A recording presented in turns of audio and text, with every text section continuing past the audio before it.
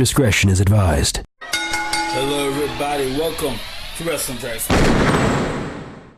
If you smell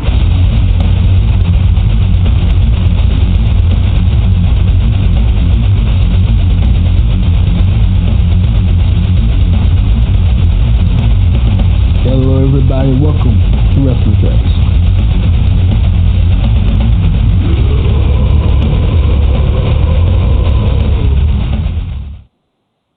Well, ladies and gentlemen, we're back at it again. Welcome to WrestlingTracks, everybody. I'm Lee Houston, waiting on Martez Al. He's just getting off work, headed to the house. It's live from Detroit, Michigan. He'll be joining us in just a little bit. Getting where you fit in. We are live worldwide. Just 1 second here. I'll get my cheat sheets together. Now, let's get some out the way right quick. Not out the way, but ladies and gentlemen, I got to wish before I forget this. I will forget it at some point. Congratulations to two groups of people. First of all, the animal, Dave Batista. Well, you know him as the Deacon with Devon Dudley back in 2002. The animal, Dave Batista with good old WWE, or even the actor, you know, as Dave Batista. He's found his way in the 2020 Hall of Fame. Congratulations to you, sir. A multi-time world heavyweight champion, one of the members of the most revolutionary tag team the most revolutionary stable. I was about to say tag team, a stable back in the day, Evolution, the powerhouse of the group, the Batista. Much love to you, sir. And of course, a group that really doesn't need an introduction. If I can go old school on you a little bit, the NWO, brother. Hulk Hogan, Kevin Nash, Scott Hall, X-Pac. Believe it or not, X-Pac, Sean Waltman was a part of the original stable. He joined the NWO, I want to say 96, mid or late 96, 97.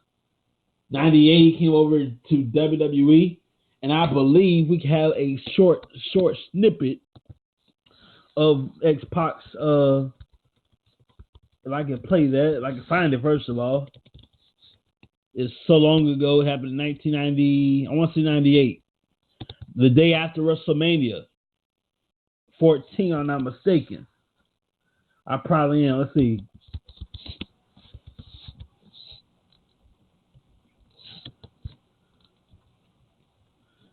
Yeah. And now legally we can't play all of it, but we will play just a little clip. Check this out for your listening pleasure. First, I'm gonna mute that. I need to get that where I need it to be. I'm gonna get to the NWO for just a second.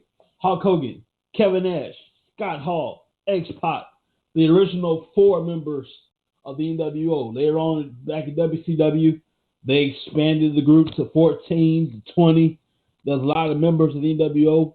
One of those members is the late Macho Man Randy Savage. Yes, indeed. Randy Savage was a part of the NWO. Ted DiBiase, Randy Savage, different folks. Dennis Rodman, the celebrity side. Dennis Rodman was a part of the NWO. And much more. But we got to get to this speech right here. I have just a snippet of it. Can't play the whole thing. But this is when Triple H brought in a little backside help. Because we had to get the war going between WCW and, at the time, WWF. Ladies and gentlemen, check this out. Or is it sewn up?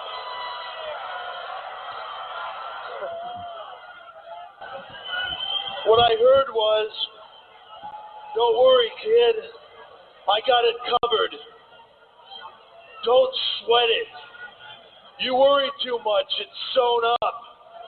Let me make the decisions. Well, you dropped the ball. But don't worry, HBK, because Triple H picked it up. And now the ball is in my court. I'll take care of the worries.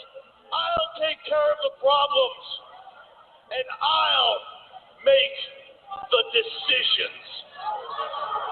Oh. This is the genesis of D-Generation X. Tonight, live in front of the world, I form the DX Army, an army to take care of business that should have been taken care of right from the start. You say it, JR. And when you start an army, when you set out to do what no one else can do, the first thing you do is you look to your blood. You look to your buddies. You look to your friends. You look to the clique. Now let's back up. So, if you're not familiar with the original DX, with the original NWO, let me give you a little history lesson. It's 1990. I want to say this time it's 97. No, it's 98. This is the day after, I want to say the day after WrestleMania 14. Shawn Michaels was defeated by, Shawn Michaels at the time was the WWE champion. At that time, WWF for the lawsuit. So, Shawn Michaels was the champion. He lost the title at that time to Stone Cold Steve Austin. And it's the problem. In reality, Shawn was really legit injured. Got injured in the match with Austin. Had to take time off. So what do? You're the champion. It's the guy that leads D-Generation X, the most rebellious stable in history. He's out of a job for right now. His job's on hold. He's healing up. What do? We're trying to compete against WCW, and they're whooping our tail. And for 83 weeks in a row, whooping our tail. What do? We need to kick balls. We need to do something. Oh, I know. So, the powers that be done decided, decided, that we need a little assistance. So this is where X-Pac comes in the picture. We can't legally play the whole thing, but we can give you just the snippet of his speech right here. And according to somebody, which lied big time, he could cut the mustard. Check this out.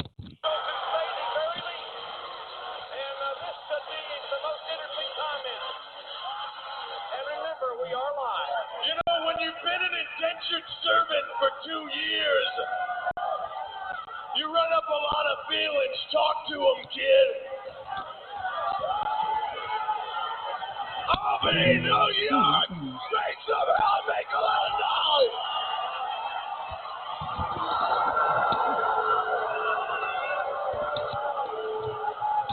First things first. I got a little something I gotta get off my chest right now. Uh-oh. I heard Hulk Hogan come out on television saying I couldn't cut the mustard. Well, Hulk Hogan, you suck, pal.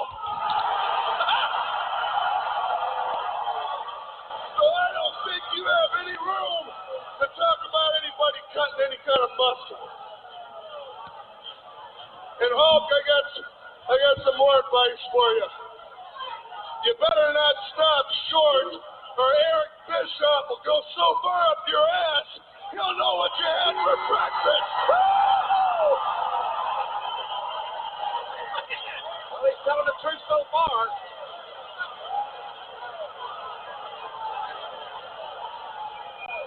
And now on to important matters at hand. I'm sitting at home with my mind on my money, and my money on my mind. And I get a call from one of my best friends in my entire life, Triple H. And he says, DX needs your help. Well, damn it, Triple H. Anytime you ever need anything from me, pal, you got it. got something else to say. Kevin Nash and Scott Hall would be standing right here with us if they weren't being held hostage by World Championship Wrestling. And that's a fact, Eric Bischoff. So put that in your pipe and smoke it. Well, things are getting out of hand here. You agree with that too, JR? Where's your DX t-shirt? So the way I see it right now, this is a new beginning for D-Generation X, and we're here to rip ass on the World Wrestling Federation.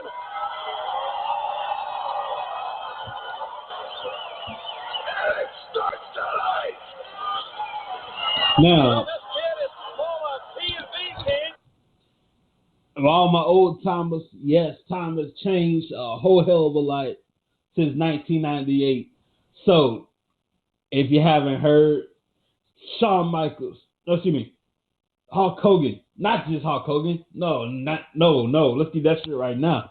This is not the red and yellow, say your prayers, eat your vitamins. No, brother. Not that Hulk Hogan.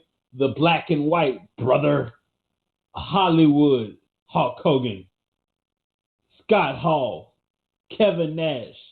Sean Waltman. The NWO. The New World Order. John First Hall. But Hulk Hogan, Kevin, Scott Hall, no, all of them will be two-time Hall of Famers. I'll take that back. All of them will be two-time Hall of Famers. Hulk Hogan, inducted in 2005. X-Pac with D-Generation X earlier this year. He'll be a two-time Hall of Famer with NWO. Kevin Nash is in the Hall of Fame for 2011. He'll be in the Hall of Fame again with NWO. And Scott Hall. So Scott Hall, Kevin Nash, Scott Hall, Kevin Nash, Hulk Hogan, X-Pac, all being in the NWO together in the Hall of Fame. I was looking at Facebook earlier and somebody said the Hall of Fame is a joke now because people going in twice. Now, if this is the case, Ric Flair, the Nature Boy Ric Flair, will be in the Hall of Fame 3 times with Evolution. It's not a matter of if, it's a matter of when. And I'm telling you, at some point, Evolution, Triple H, Ric Flair, Dave Batista, Randy Orton will be all in the WWE Hall of Fame as a stable Evolution. Now, got that out the way. Congratulations, Dave Batista, and congratulations, NWO. That's why I played that little clip right there to show you how X-Pac got his start in WWE. Now let's fast forward to the future. Roman Reigns versus King Corbin in a TLC match. This has gotten personal real quick. So we're going to see some destruction there. The New Day, Kofi Kingston and Big E, representing Xavier Woods, will take on the Revival. Scott Dawson, Dash Wilder for the SmackDown Tag Titles. Bray Wyatt, The Fiend, will take on The Miz. This also gotten personal and ugly with it. When you involve family and professional wrestling, it's not going to look good. Somebody's going to be, you throw the rule book out the window. This match is going to be personal. Rusev will finally take on Bobby Lashley. We're going to squash this storyline one way or another. We're going to squash this storyline. Don't make no doggone sense. Lana and Bobby Lashley, Rusev storylines get on my nerves. Taking all kind of precious TV time. There's a lot of money poured into this, a lot of time poured into this, and you're wasting a whole lot of money and time. So we're going to squash this storyline. Hopefully after TLC, we won't have no, that's it. We won't have no more problems with that. Hang on a second. All right, they're done with that. We can exit out of that right quick. Excuse me for a second.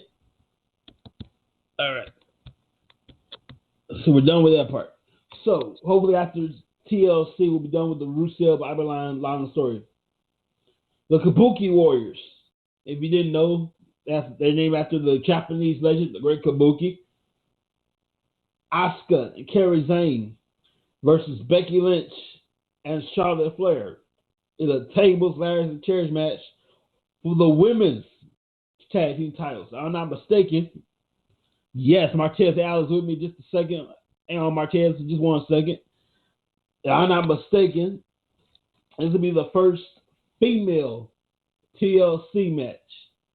And for the women's tag titles, Aleister Black has finally got the knock on his door versus Buddy Murphy.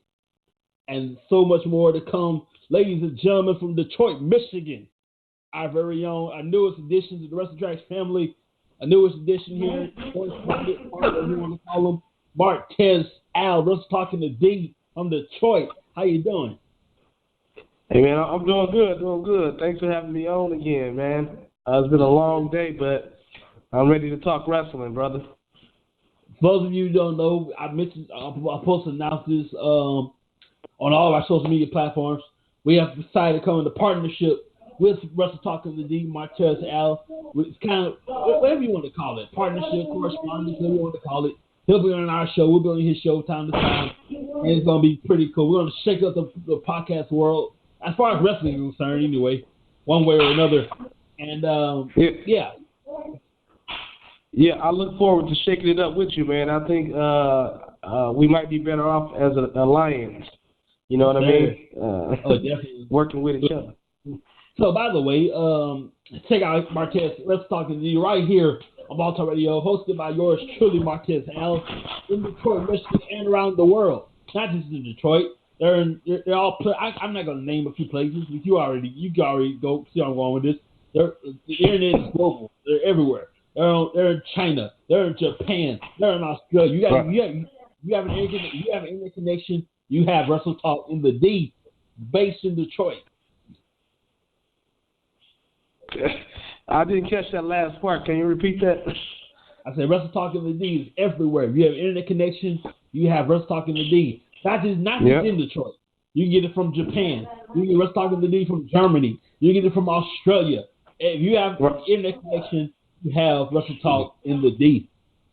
Yeah, and that's what's so cool about being on this blogtalkradio.com. People can hear it everywhere. They can hear it in Australia.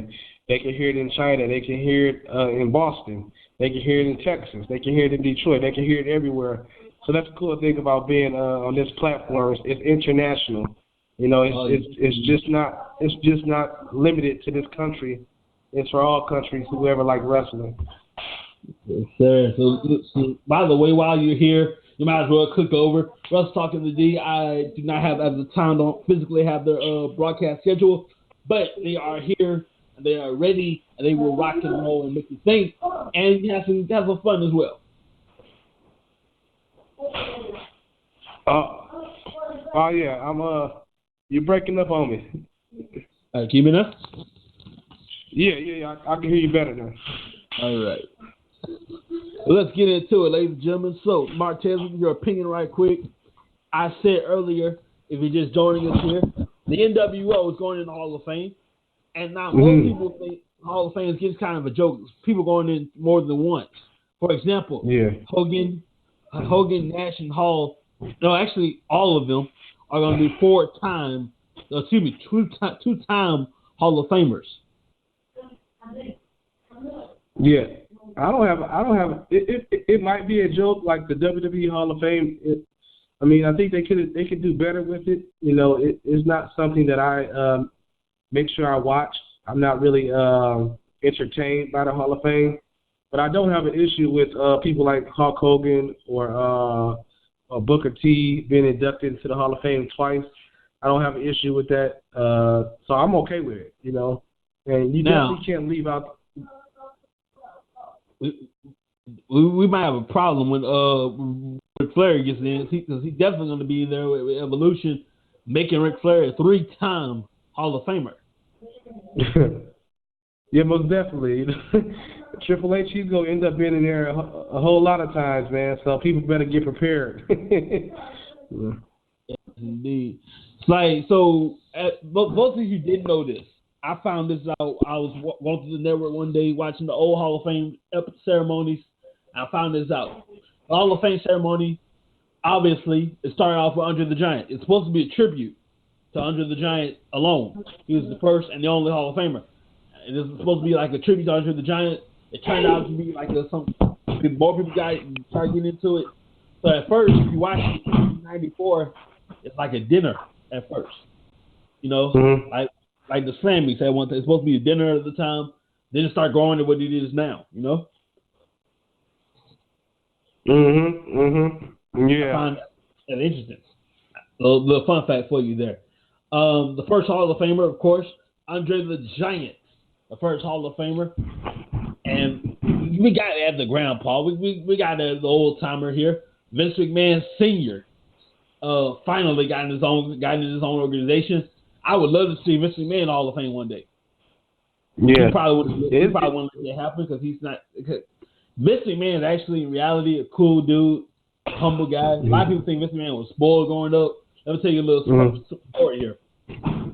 Vince didn't use the McMahon name until he met his father. He lived with his stepfather, who was abusive, and Vince McMahon's words, and I quote, "I wish he would die one day." Every once in a while, Vince would say that. Him and his stepfather had a horrible relationship, an abusive relationship. Never used the McMahon name until he met his father. Vince McMahon was not a spoiled rich kid. Let me tell you that right now. If anybody thinks, I say that because people think Vince McMahon, no. Vince McMahon earned every dime he got. He has earned it. Trust me. Right. He's earned every cent he got.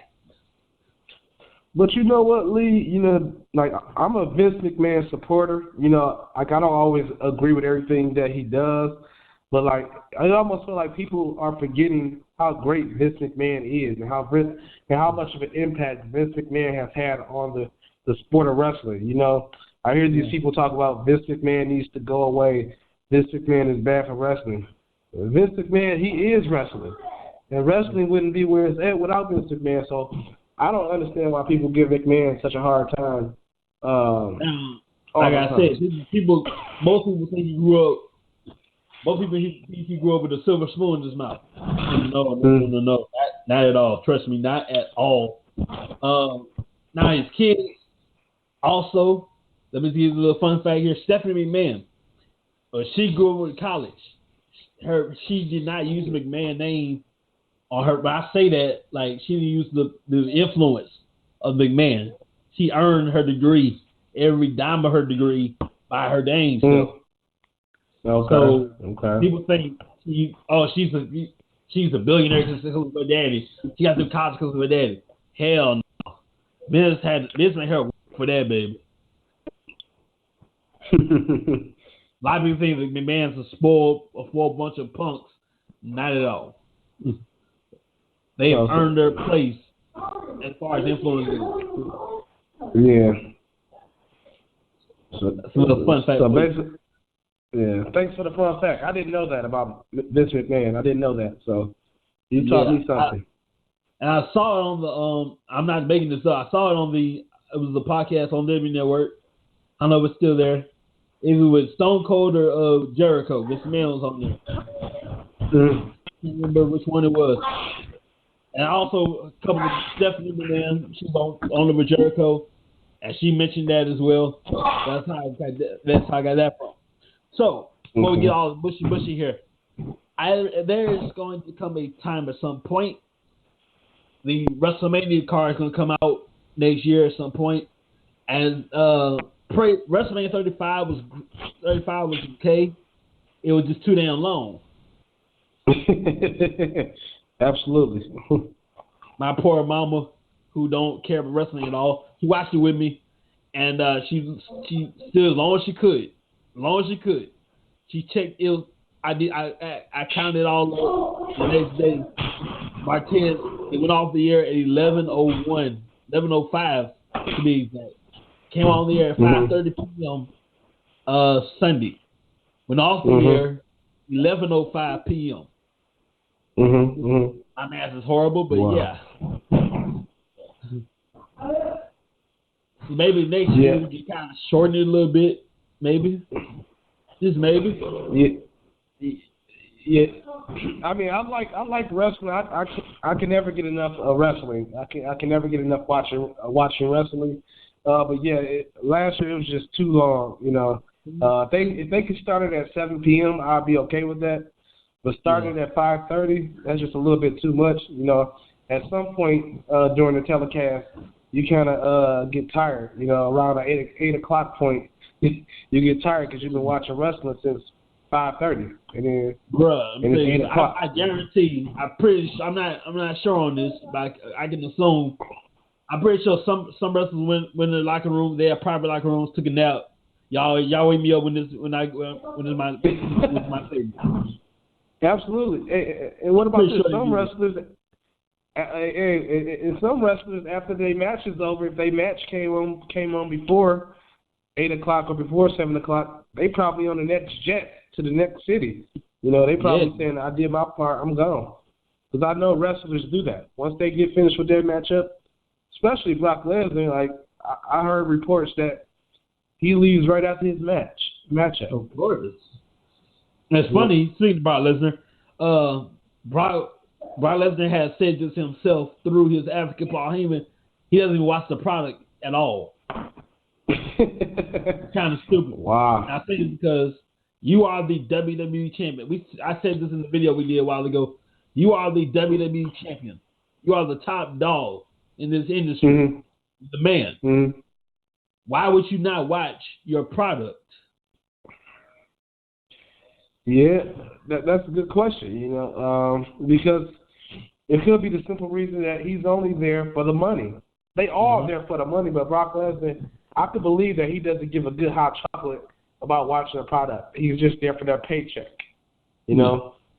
He shows up when he wants to show up.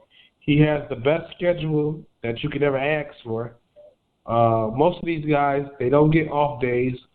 They wrestle 360 days out of the year. But Brock Lesnar gets what he wants. You know, Brock Lesnar wrestles about 5 times a year. So I can believe that he don't care and he don't watch the product.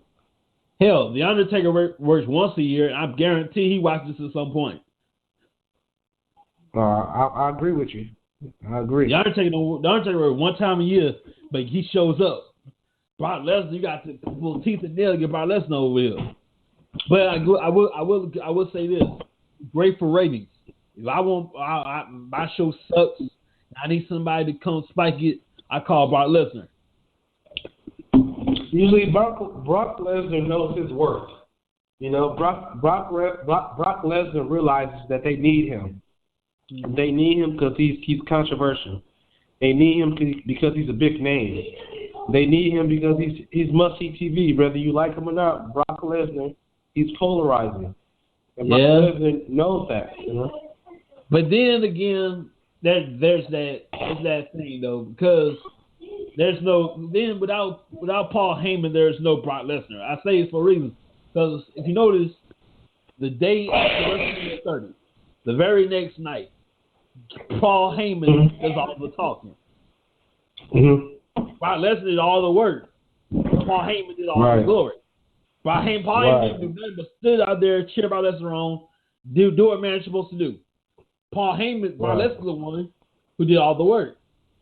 He's supposed to get all the attention, all the glory, all the credit, all the booty. But no, Paul Heyman's the one taking all the glory. So there is no Paul Heyman without Brock Lesnar. It don't work. That's why you don't see Brock Lesnar rarely ever talk. Brock Lesnar's not a talker. When I say talk, his promo skills suck because Paul Heyman is the one that gets all the juices going. Yeah, Paul Heyman, he's a beast. He's the man. I never thought Lesnar. I don't mind when Brock Lesnar. I like when he talks, you know. But some people like you say that he's not good on the mic. I don't. I actually don't think he's that bad, but that's just me. Yes, sir. All right, Mike, Taylor, let me ask you this right here. Do you think at some point we will have I'm trying to see where I'm going with this, because I am really tired of these storylines that's not working out. For example, Lesnar, Rusev, Lana, you run that to the ground. It's time to move on. How would you kill that storyline? how do I feel about it, or how do, I think that's what you said. I'm hot and cold with that storyline. You know, one moment, like when they first brought it out, I didn't care for it. You know, and then a few weeks later, I started to care about it. Then a few weeks later, I didn't care about it. But tonight, I found myself enjoying the storyline because I feel like the storyline it finally has some legs. I see what they're trying to do now. It's a bigger picture involved with this. I think they're trying to make Rusev a huge babyface. So when Rusev comes out of this triangle, he's going to be a huge babyface with the fans. I think it's a bigger picture. And Lana, she's going to receive that real heat from the people because like she's easily disliked. And Bobby Lashley, like this is going to help Bobby Lashley. And because many people feel like Bobby Lashley, he's stale. But Bobby Lashley is no longer stale. So even though the storyline is cringeworthy sometimes, I think it's a bigger picture involved. And like as of today, I'm back to liking the storyline. But I do hope that it ends this Sunday. Well, Lana, she said she's getting death threats, you know, and when you do that, you're crossing entertainment. You're picking the reality a little bit, and that's wrong right there. Right. I think people, at the end of the day, most people, sometimes I feel like the announcers, when they talk trash about the storyline, I think it's because she's with a brother. She's with Bobby Lashley. Even though it's scripted, they don't like the fact that she's with a brother that's muscle bound, that's chiseled, and that's what's making them angry. I think that's the biggest reason. Yes, indeed. Yeah. Well, Jim, we got to take a very quick break, and when we come back, we're going to talk about real quick the influence the NWO. I'm around the NWO a little bit, if you don't mind. The influence about how they have professional wrestling the past 20 years. The NWO has run amok. They shook the bottle up all over the place, ladies and gentlemen. We're going to take a very quick break. Disney Plus, do you have it? It's awesome. We'll be right back. Okay, everybody, let's take it from the top.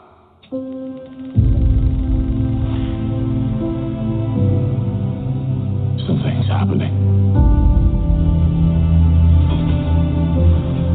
Something extraordinary.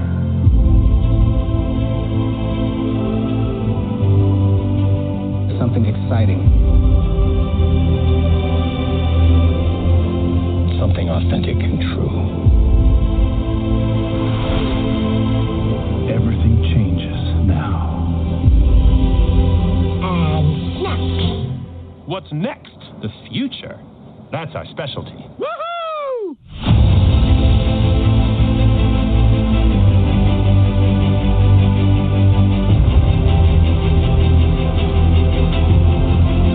Do you trust me?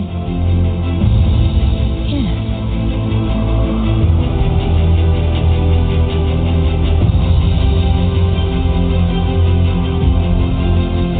May the force be with us.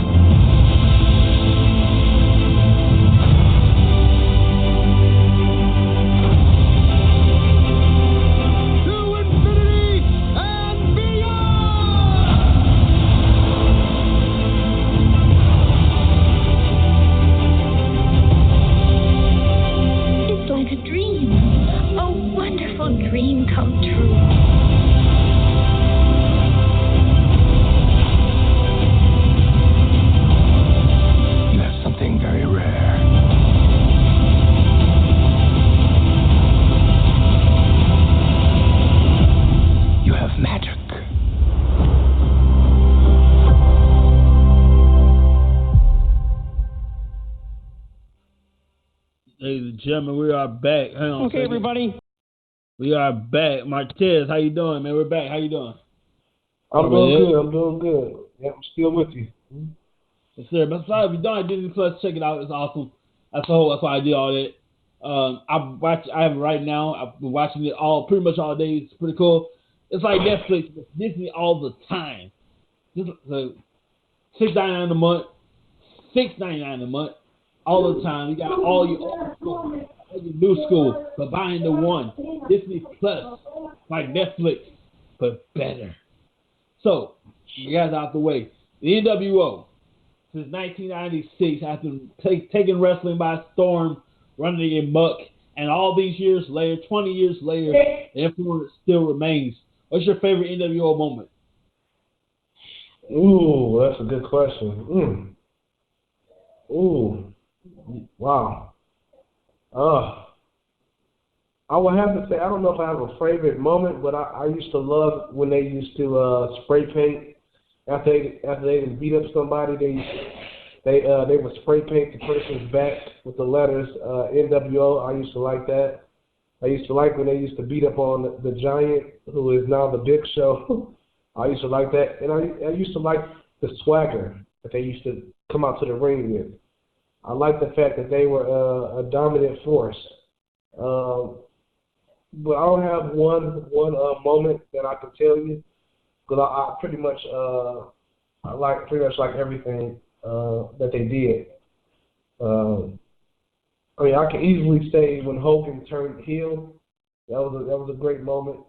So if you want me to pick a moment, I'll go back to that. When Hulk Hogan turned heel for the first time and joined forces with Kevin Nash and Hall to create the NWO. Actually, bro, I was about to go there. That's one of my favorite moments right there. It's the funny thing about that storyline. Actually, at the time, hang on a second here. Yeah, at the time, Hogan was actually late. He was. I remember reading it somewhere. These are Hulk Hogan's words himself. He was late that night in the traffic, and it was supposed to be Sting. So, if I remember correctly, let me get my memory straight. If I remember correctly, it's 1996, Bash at the Beach. So it's Scott Hall, Kevin Nash, Mystery Guy versus Sting, Lex Luger, if I'm not mistaken, and Randy Savage. No. Yeah. Randy Savage? I want to say. That's long time ago. If I remember correctly here. Let me on my test. Yeah, it was Randy Savage. Yep. Randy Savage, Lex Luger, and Sting. Yep. Okay. Versus Scott Hall, Kevin Nash. So this is what happens. Where's the third guy at? You've been talking all this trash. Where's the third guy? Is he here? He's here. He's ready. We don't know who it is yet. Yeah. So we'll go on without him. So they're having the match. At one spot, referee's knocked out. The referee's doing his job. Randy Savage is knocked out. Actually, knocks out Lex Luger. So it's 2-on-2. The third guy's coming. Where he at? Hulk Hogan walks out in the building. He walks down the ring. Oh, let Hogan through. Security's everywhere. Security's all over the place. Hogan walks through.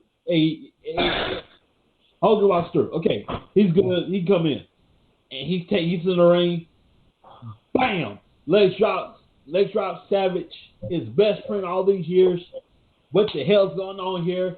He slaps Hogan's hand, slaps Hall's hand, slaps Nash's hand. Oh my God, he's the third guy. Everybody in that building around the world was all caps pissed the hell off. Hulk Hogan, all these years, is good old yellow and red, say your prayers, eat your vitamins, brother, and is now aligning himself with these jerk-offs, Scott Hall and Kevin Nash. I used the word jerk-offs at the time. That's what their opinion was. You know what I'm saying? These two jerk-offs, if you will, Kevin Nash, Scott Hall, and the good old boy Hulk Hogan is the third guy. And that very night starts Revolution, which is to this day, the influence of Revolution is alive and very much well. That's my favorite NWO moment of all time, brother. Yeah, that's a great moment. You know, that started it all. You know, that changed that moment right there. It not only started everything for the NWO, but in my opinion, it changed the whole landscape of professional wrestling. without Hulk Hogan and the NWO joining forces or creating NWO, I don't think we would have the Monday Night Wars. I don't even know if wrestling would still be around today, because the Hulk Hogan and the NWO, they saved wrestling. You know, obviously Stone Cold and The Rock came afterwards, but that night really saved wrestling. Because for me, I got tired of watching WWE, and I never was watching WCW until I heard about Hulk Hogan turning into a bad guy. So let me get this straight. So let's fast forward to 2001, the Alliance storyline. So were you an Alliance guy then? No, I didn't. Do you mean did I like that storyline? I mean, what side were you on? That's a good question. I think I was on the side of WWF at the time, or WWE, whatever we want to call it. Yeah, and only because I think WCW and they didn't have the main guys. They had a bunch of really nobodies, in my opinion. It was a few people I knew about, but they didn't have Sting, they didn't have Goldberg, they didn't have Hogan they didn't have Ric Flair, Diamond Dallas Page. They didn't have those type of key players on the WCW side of things when that whole alliance angle went down. So I really didn't care about WCW when they invaded Raw. So I was a WWF guy. All right, cool. So, ladies and gentlemen, by the way, speaking of all these moments, later at some point this month, I want to say on 31st, New Year's Eve, that's going to be a Tuesday. So we're going to do something right here, as we always do. Our end of the year matches. We'll say every match of 2019, everywhere. NXT UK, WWE, not just those guys. AEW, New Japan Pro Wrestling, Impact Wrestling, any wrestling company on planet Earth that still exists. They must still be in operation. It's 2019, the best match of 2019. They gotta still be around. So we'll say all these matches. You can email your list. You can email your WrestlingTracks@gmail.com, Twitter, Facebook, Instagram, everywhere. Let's take 100 requests. Out of that 100 matches, break it down to 20. Break that down to 10. We're going to talk about right here. We're going to leave a space open. The one left standing will be called the match of the year. That will be the match of the year. Talk about all of them from 10 to 1. Count them down. The one that's left standing will be the match of the year right here at WrestlingTracks. You got to the 31st. Put a list together. Whatever you got, whatever you do. We're going to talk the best matches of 2019.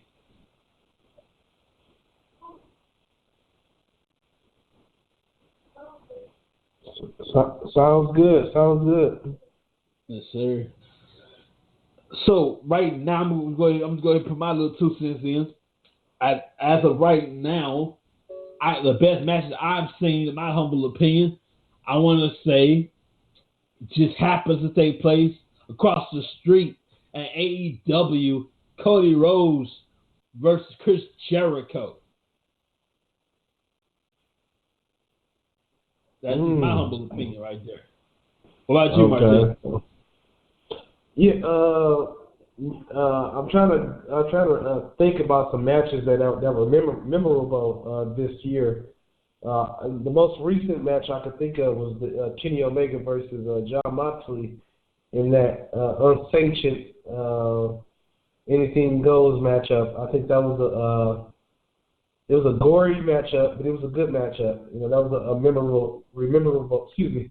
That was a match that I think is one of the top matches of 2019. I'm trying to think of some more, man.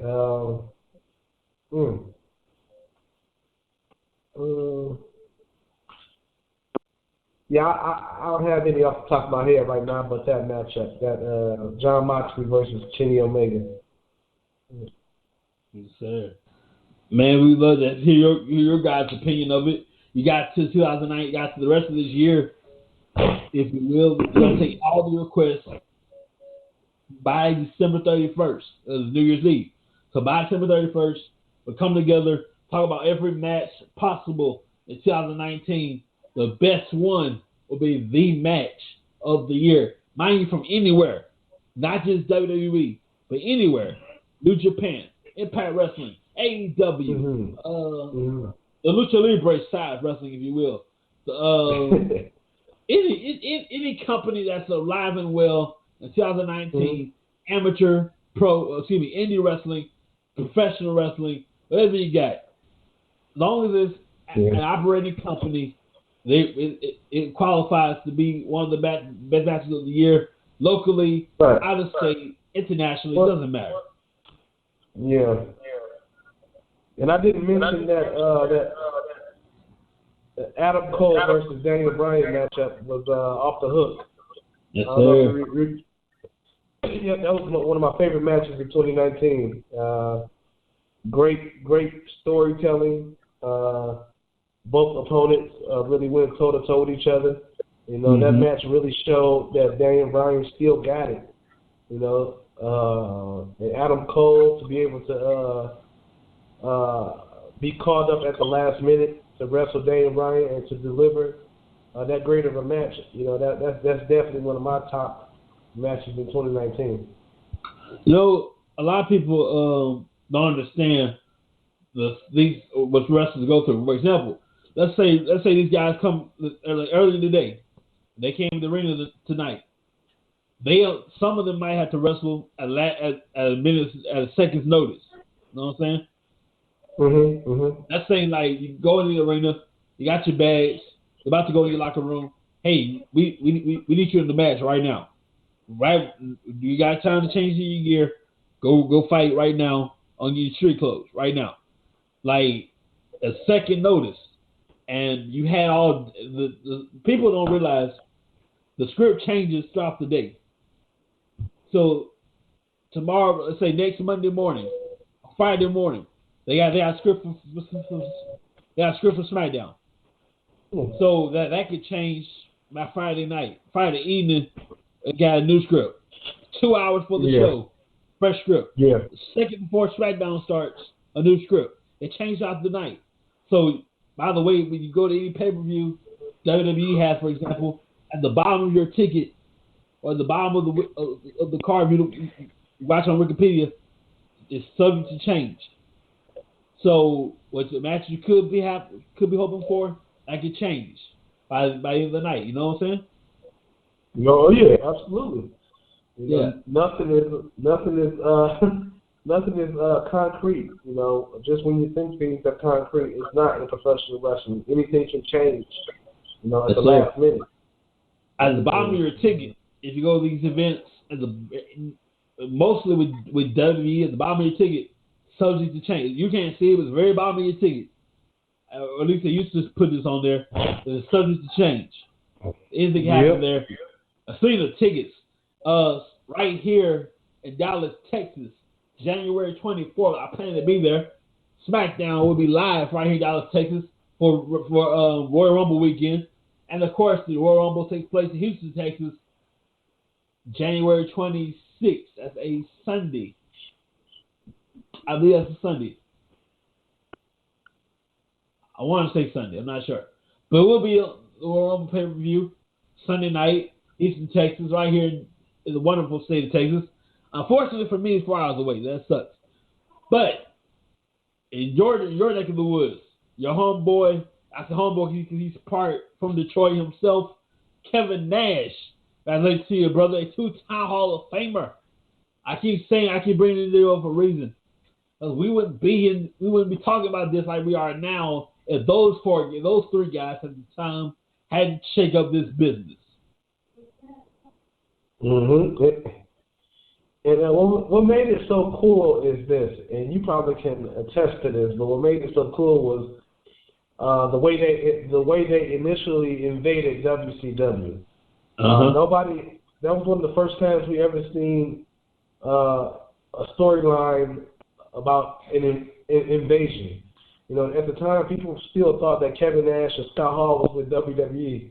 most of us was like, what? Why are they on WCW and they on WWE? You know, and many of us, we didn't realize that their contracts were up because back then we didn't. Because back then we didn't. Go ahead. I want to say either it's Kevin Nash or X-Pac.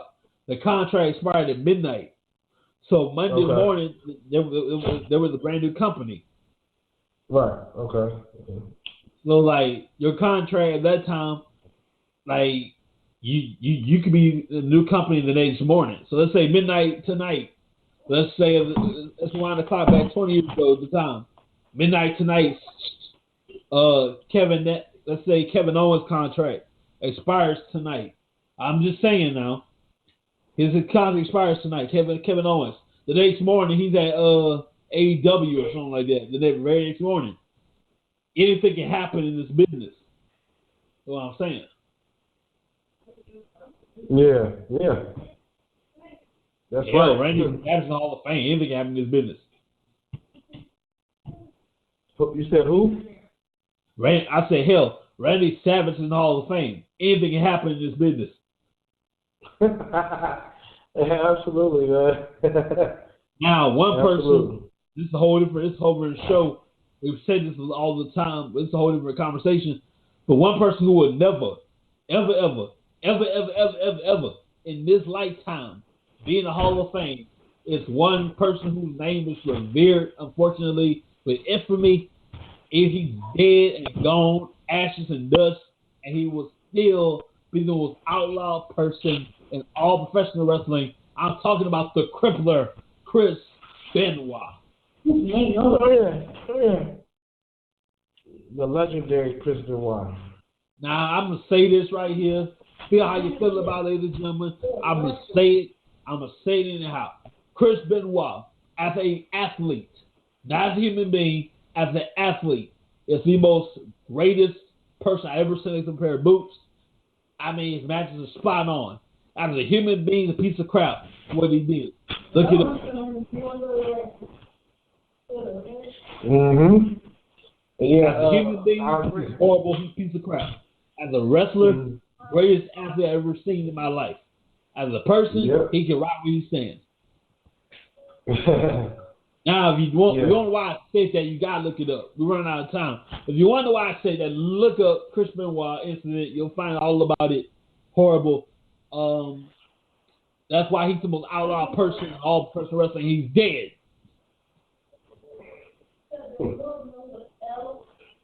Mm-hmm.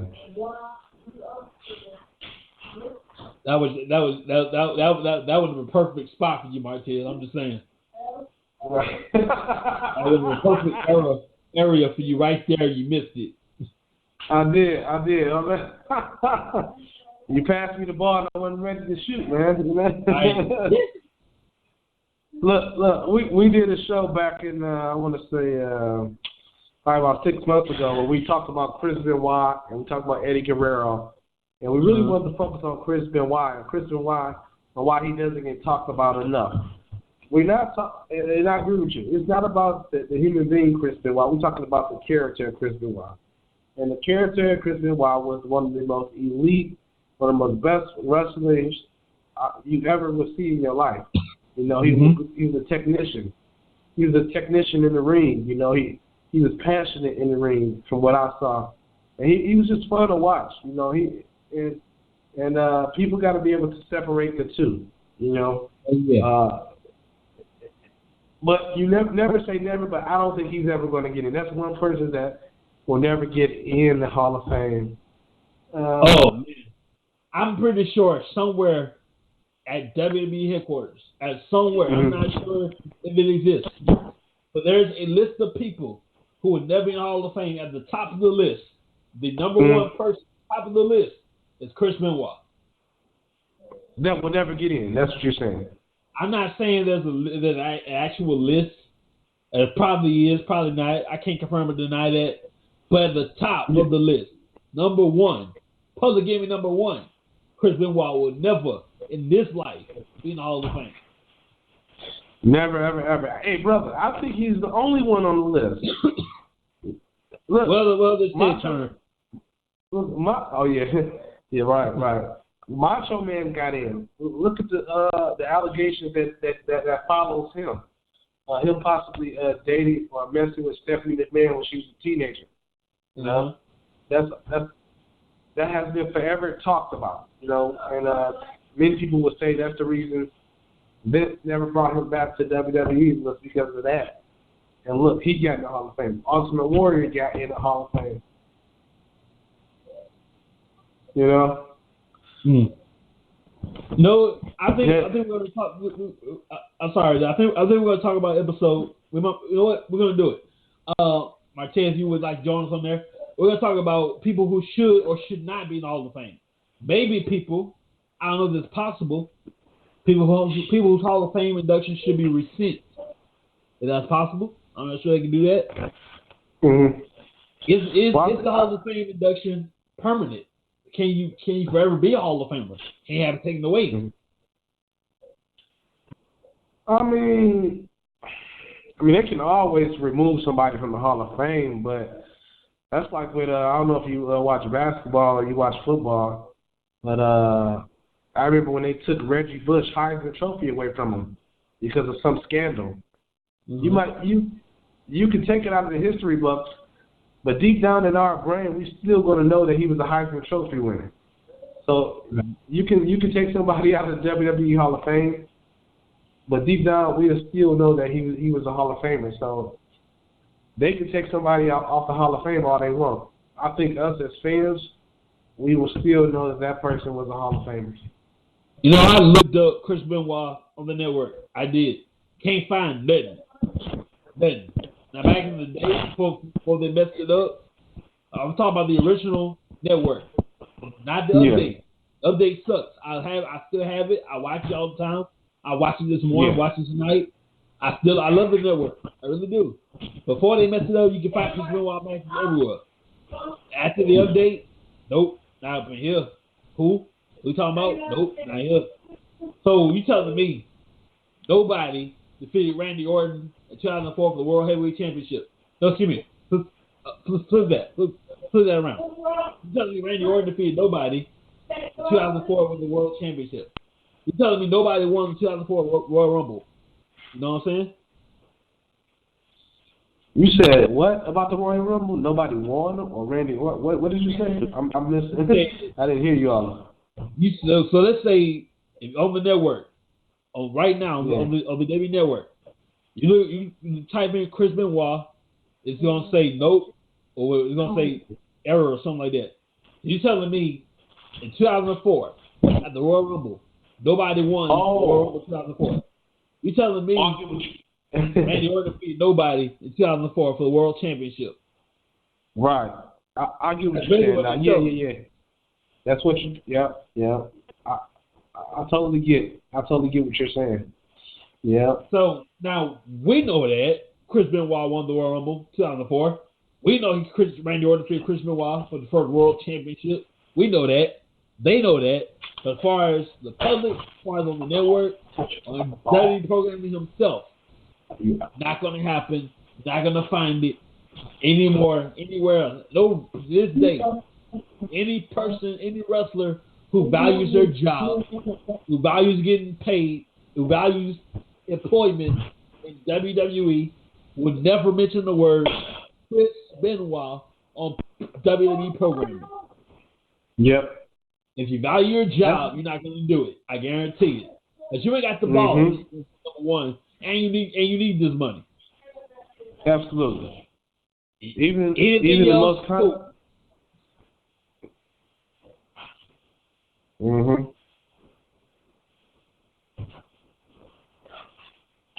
Hey, you about to say something?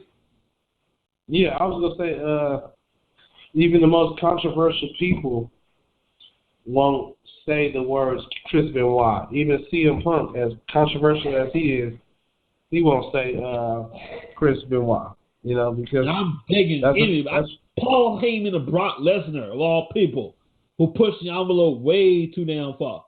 They won't even go there. No, they won't go there at all. You know. However, it'd be nice if they mentioned Chris Benoit without actually mentioning his name. You know what I mean? It'd be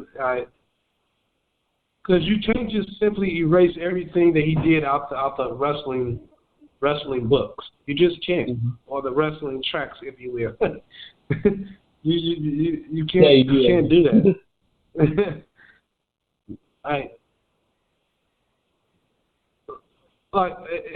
It's just. I mean, like I said, Randy Orton, he won his first championship against Chris Benoit, you know? So what you're going to do, just forget about, you're not going to mention the person he defeated for the championship? What if somebody wanted to interview Randy Orton, you know, about his first ever championship? He can't mention Chris Benoit. I think it's unfair. You know, because at the end of the day, you got to be able to separate character versus reality. Like you said earlier, you don't care for the human being. You don't care for the human being Chris Benoit, but you definitely celebrate the wrestler Chris Benoit. Yeah. It's a difference. Yeah. Ladies and gentlemen, we are almost out of time, but Martez, you are up to it. Here at WrestlingTracks, we have a little email club here. What we're going to do, we're going to email out a very special 30-minute, no less, a bonus episode. You can only get it by subscribing to WrestlingTracks email. All you got to do is email WrestlingTracks@gmail.com, and we'll send it out to those who are a part of it. It's our fan club here, our little fan club, email club. All you got to do, WrestlingTracks@gmail.com. You get the exclusive goods when the show is over and we're running out of time and this is getting really good and you want more of this, no problem. We're going to do it exclusively email only. That's it. Now, if we want to leak it, you have to, I don't know, got to be part of the, got to join us right here. But, Martez, stick around to the show. We have very short bonus edition of this broadcast only at WrestlingTracks@gmail.com. Email us for it if you want it. We'll send it to you. So, Martez, real quick, this is for this moment right here. What is your overall favorite moment of 2019? My overall favorite moment of 2019. I want to say Becky Lynch winning the Raw and SmackDown Women's Championship. That was my favorite moment of 2019. Yeah, that was it.